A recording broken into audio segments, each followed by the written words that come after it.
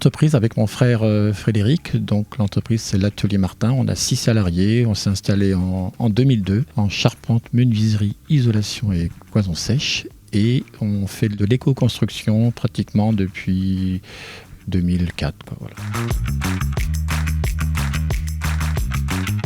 Non, c'est pas plus compliqué. Il faut se former pour bien mettre en œuvre ces matériaux, mais ce n'est pas plus compliqué. Tout s'apprend en fait.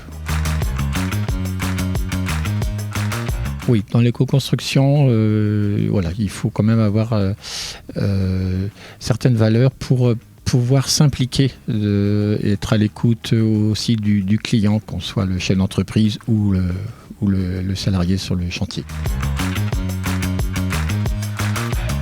Alors certains matériaux vont être plus chers et il faut aussi plus de temps pour mettre en œuvre certains des matériaux. Mais après, avec l'habitude, on gagne du temps comme pour les autres matériaux également.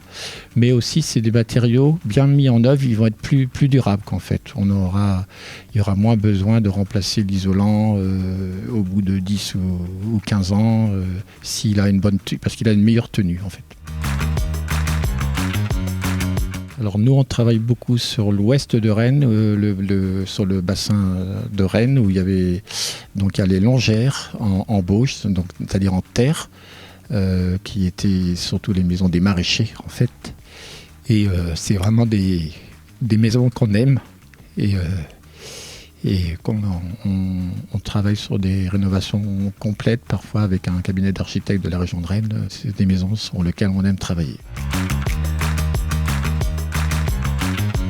Non, parce que maintenant, il y a pas mal d'organismes de formation sur l'éco-construction et aussi, on a un phénomène de reconversion, notamment sur la charpente, où on a pas mal de candidats qui sont en reconversion et qui ont envie de s'impliquer dans un métier qui a du sens, en fait. La CAPEB, ça nous permet d'avoir un service dans différents domaines, que ce soit les aides au niveau technique, notamment pour les dossiers Calibat et RGE, qui sont quand même très compliqués pour nous et on est parfois rejeté pour diverses raisons et du coup on est mis à l'écart pour parfois peu de choses.